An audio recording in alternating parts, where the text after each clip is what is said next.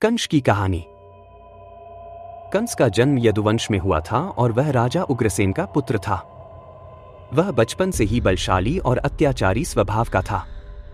जब वह बड़ा हुआ तो अपनी शक्ति और महत्वाकांक्षा के कारण उसने अपने ही पिता उग्रसेन को बंदी बना लिया और स्वयं मथुरा का राजा बन बैठा। उसके राज्य में चारों ओर आतंक और अधर्म फैल गया। कंस की बहन देवकी का विवाह यादव राजकुमार वासुदेव से हुआ। विवाह के समय आकाशवाणी हुई कि देवकी का 8वां पुत्र कंस का वध करेगा। यह सुनते ही कंस भयभीत हो गया और उसने अपनी बहन को मारने का निर्णय लिया, लेकिन वासुदेव ने उसे समझाया कि वे हर संतान को स्वयं उसके हवाले कर देंगे। इस शर्त पर कंस ने देवकी को जीवित छोड़ दिया, लेकिन उन्हें कारागार में डाल दिया। इसके बाद कंस ने देवकी की 6 संतानों को जन्म लेते ही मार डाला। 7वीं संतान बलराम थे, जिन्हें योगमाया ने रोहिणी के गर्भ में स्थानांतरित कर दिया। 8वीं संतान के रूप में भगवान श्री कृष्ण का जन्म हुआ। जब कृष्ण जन्मे तो स्वयं विष्णु ने वासुदेव को आदेश दिया कि वे बालक को गोकुल में नंद बाबा और यशोदा के घर छोड़ आएं।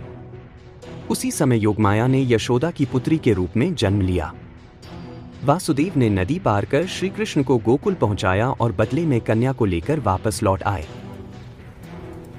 सुबह जब कंस को देवकी की संतान होने की सूचना मिली तो वह कारागार पहुंचा और उस कन्या को पकड़कर पत्थर पर पटक दिया।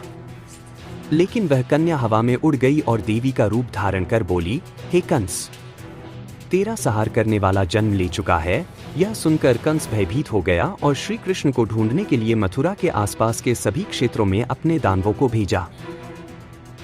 कंस ने पूतना, तृणावर्त, शक्तासुर, अघासुर और बकासुर जैसे कई राक्षसों को कृष्ण को मारने के लिए भेजा, लेकिन श्री कृष्ण ने सभी का वध कर दिया।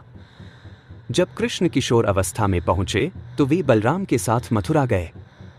कंस ने उन्हें मारने के लिए चाणूर और मुष्टिक नामक पहलवानों को भेजा, लेकिन श्री कृष्ण और बलराम ने उन सभी को परास्त कर दिया। अंत में श्री कृष्ण ने कंस को उसके ही दरबार में पकड़कर जमीन पर पटक दिया और उसका वध कर दिया। कंस के मरते ही मथुरा में खुशी का माहौल फैल गया।